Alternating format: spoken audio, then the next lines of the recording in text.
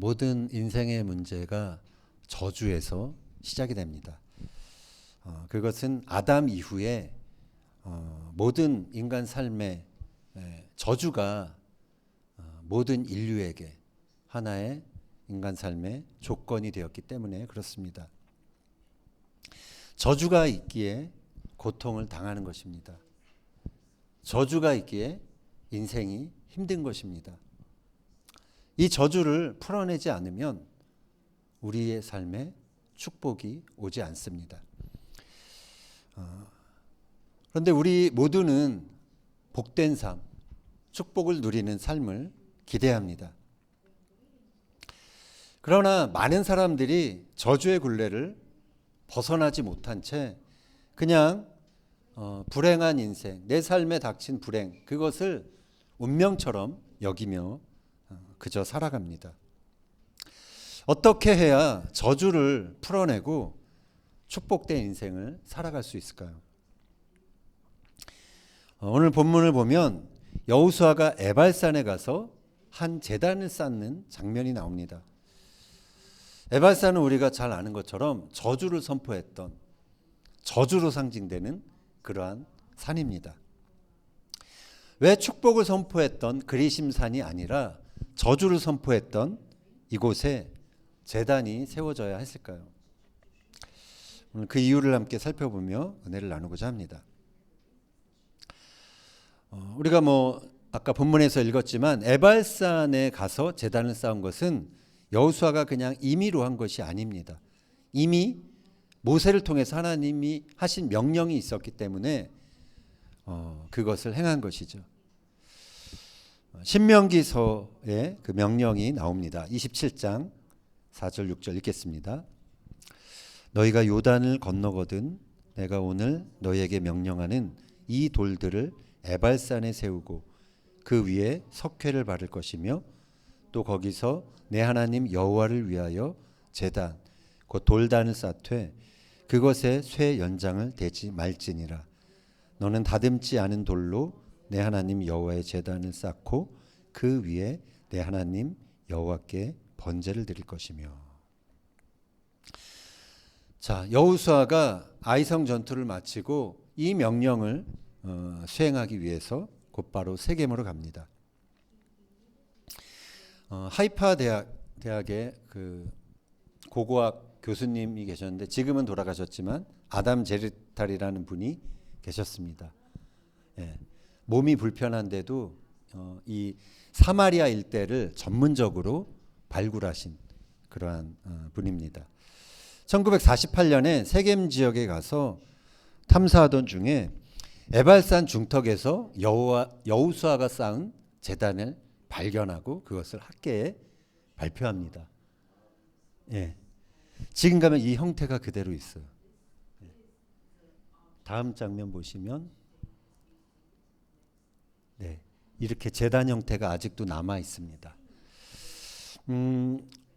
자, 여기서 많은 동물 뼈들 그리고 재들을 발견해서 탄소 연대 측정을 했는데 그것이 기원 전 13세기경 여호수아 당시의 것이라는 사실이 증명이 되었습니다.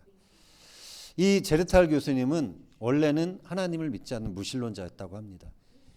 그런데 이 제단을 발견하면서 성경에 기록된 그 사실이 눈으로 확인되면서 하나님에 대한 경외심을 갖게 되었다라고 그런 고백을 했다라는 것이 알려졌습니다. 2022년에 그러니까 재작년이죠 벌써 재작년 3월 달에 놀라운 발표가 있었어요. 기자회견이 있었는데 고고학자인 스트리플링 교수가 이 제르탈 교수가 발굴했던 채취했던 그 흙을 다시 조사했어요. 근데 조사하면서 이 작은 서판을 발견했습니다. 다음 장면 한번 보여주시면 이런 석판이고요. 타블렛인데 거기에 문자가 새겨져 있습니다. 다음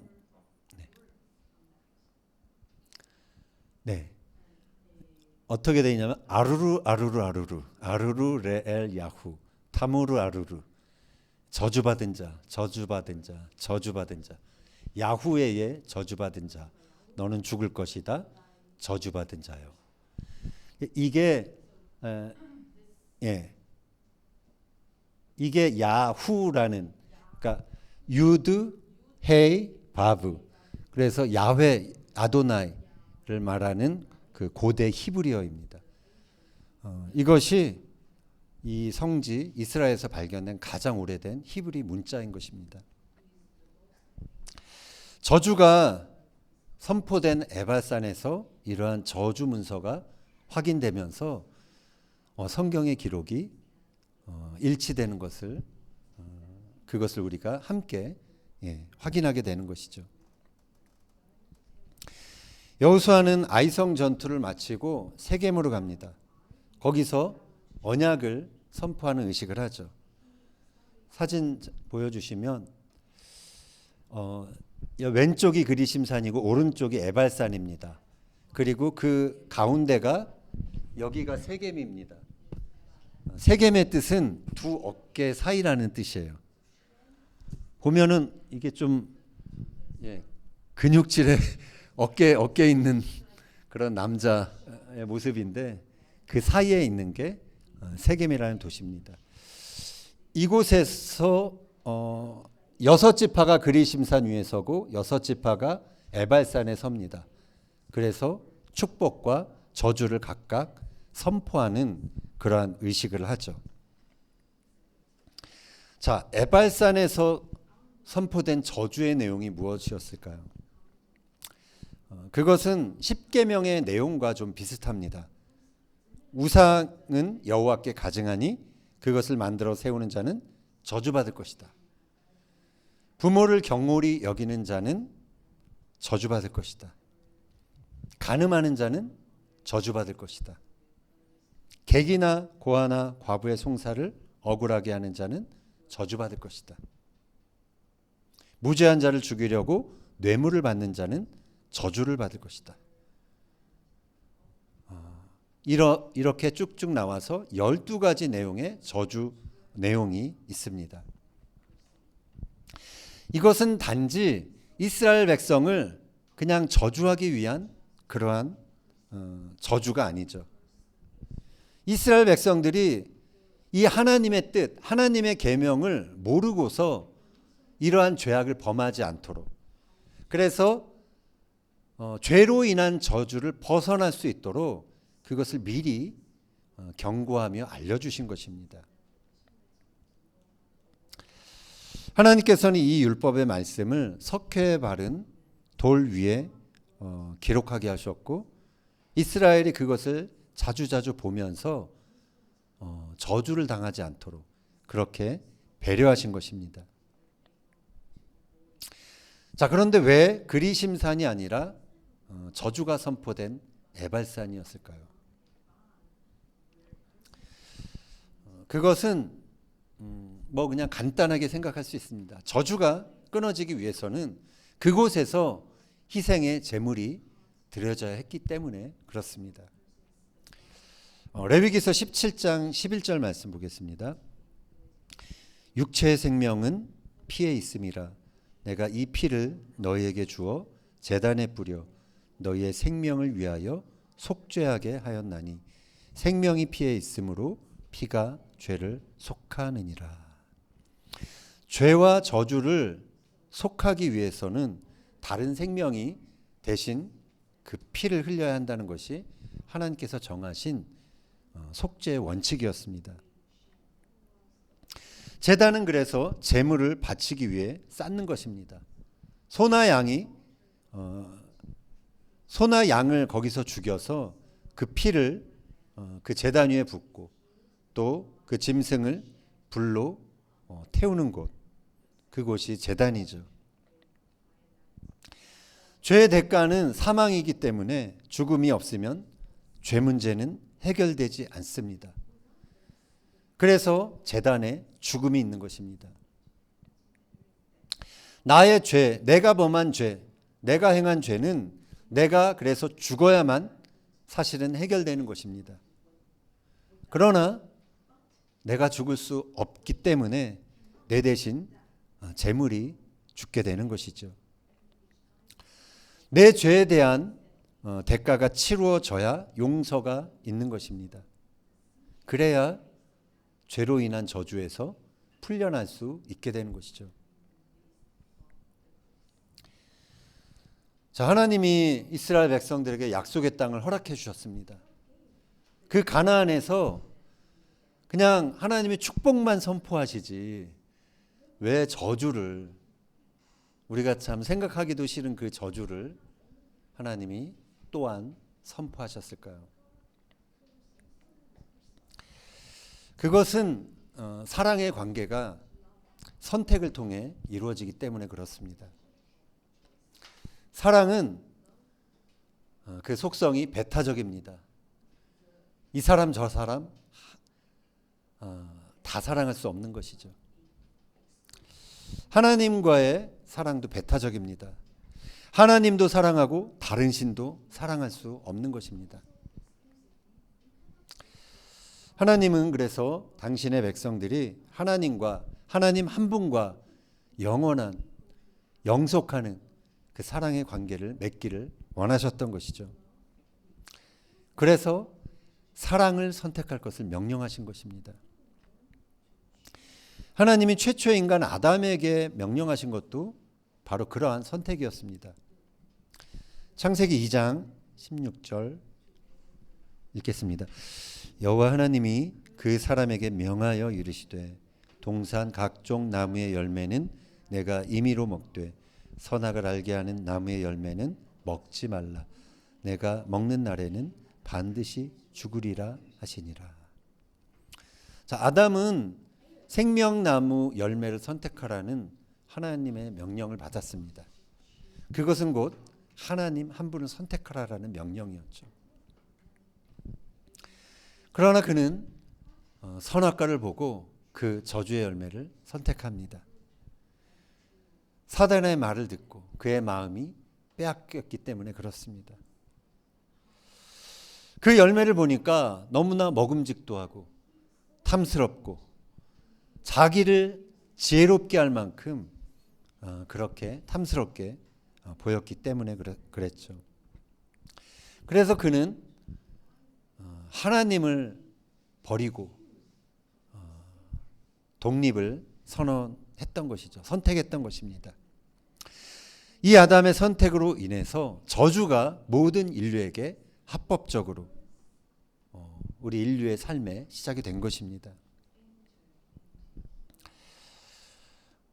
하나님은 이 인간의 삶에 시작된 이 저주를 역전시키기 원하셨습니다.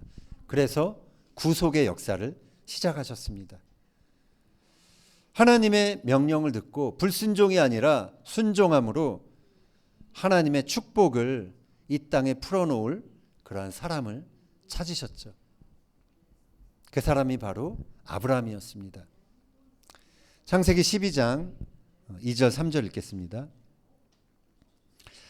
내가 너로 큰 민족을 이루고 내게 복을 주어 내 이름을 창대하게 하리니 너는 복이 될지라. 너를 축복하는 자에게는 내가 복을 내리고 너를 저주하는 자에게는 내가 저주하리니 땅의 모든 족속이 너로 말미암아 복을 얻을 것이라. 아브라함의 복은 인생에서 무엇을 귀한 것을 받거나 아니면 높은 지위에 오르는 그런 차원의 것이 아니었습니다. 아브라함이라는 그 사람 자체, 그 존재 자체가 복이 되는 그러한 복을 받은 것이죠. 그래서 아브라함으로 인해서 그를 만나는 모든 사람이 하나님의 계심을 알고 그 하나님이 주시는 축복을 받게 된다는 것이죠.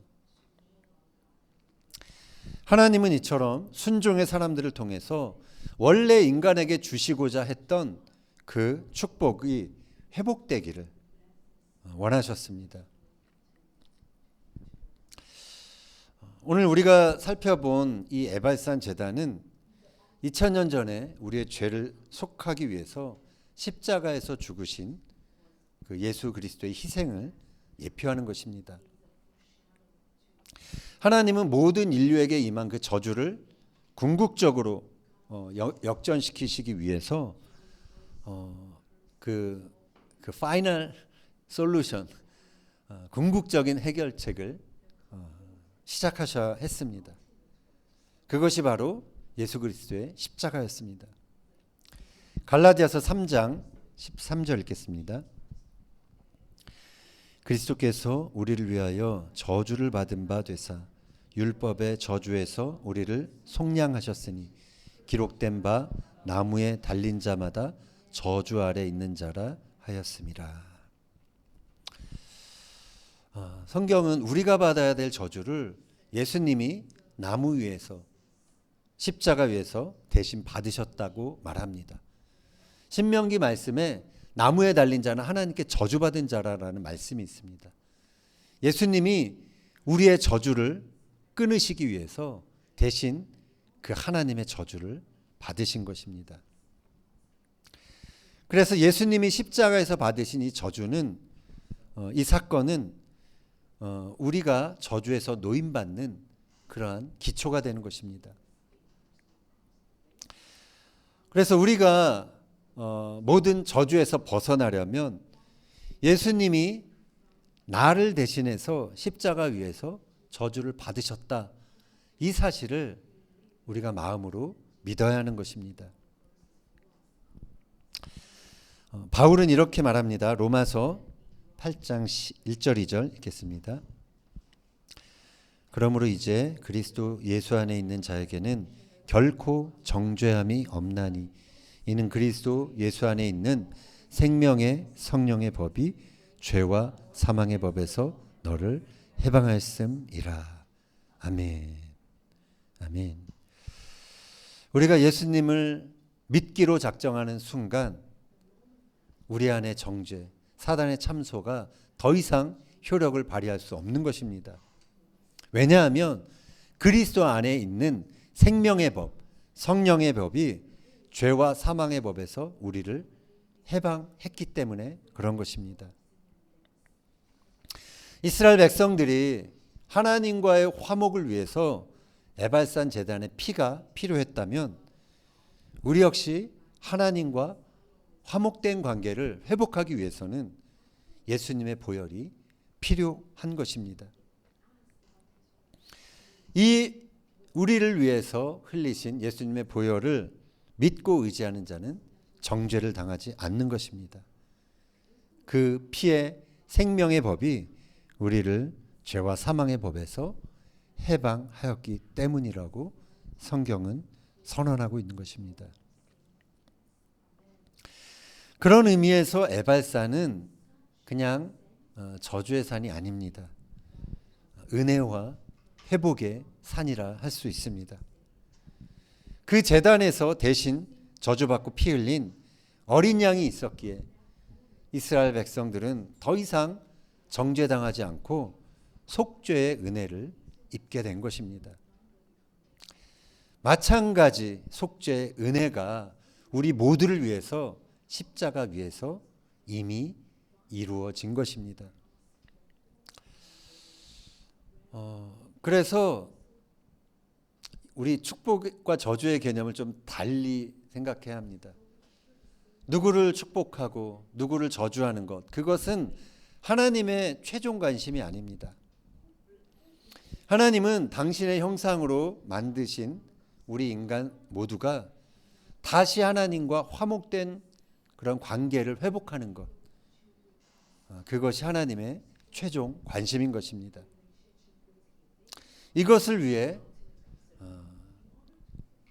독생자 예수 그리스도께서 피를 흘리신 것이죠. 내가 받아야 할 저주를 예수님께서 대신 받으신 것, 내가 받아야 될 수치를 예수님께서 대신 받으신 것, 내 죄로 인해 내가 당해야 할 고난을 예수님께서 대신 당하신 것, 그것이 십자가 위에서 이루어진 위대한 교환인 것입니다. 이사야는 이 사실을 이렇게 예언했죠. 이사야서 53장 5절 6절 읽겠습니다. 그가 찔림은 우리의 허물 때문이요 그가 상함은 우리의 죄악 때문이라. 그가 징계를 받음으로 우리는 평화를 누리고 그가 채찍에 맞음으로 우리는 나음을 받았도다.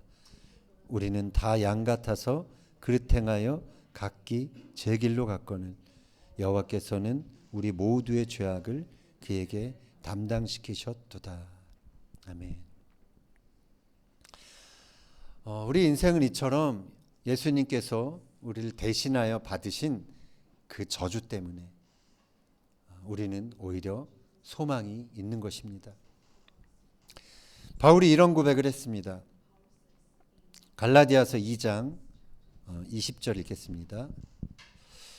내가 그리스도와 함께 십자가에 못 박혔나니 그런즉 이제는 내가 사는 것이 아니요 오직 내 안에 그리스도께서 사시는 것이라. 이제 내가 육체 가운데 사는 것은 나를 사랑하사 나를 위하여 자기 자신을 버리신 하나님의 아들을 믿는 믿음 안에서 사는 것이라. 아멘. 바울은 예수님 안에서 축복의 비결을 발견했습니다. 그것은 그리스도와 함께 나 자신을 십자가에 못 박는 것이죠. 내 자아의 죽음을 선택하는 것입니다. 그것은 이제는 내가 사는 것이 아니요 그리스도께서 내 안에 사시는 삶을 선택하는 것입니다. 내 자아의 죽음을 선택할 때 저주와 그 보복의 그 악순환이 끝나는 것입니다. 원수 갚고 싶은 순간에 나는 죽었다라고 선언하면 더 이상 분쟁할 이유가 없어지는 것이죠. 사라지는 것이죠. 우리는 때때로 살아가면서 화날 때가 있잖아요. 특히 가까이 있는 사람들 중에서. 어제는 오늘 바베큐 하기 위해서 이제 고기장을 보러 그 마트를 갔다가 오는데 제가 이제 그 길을 찾느라고 조금 약간 좀 느리게 운전을 했어요.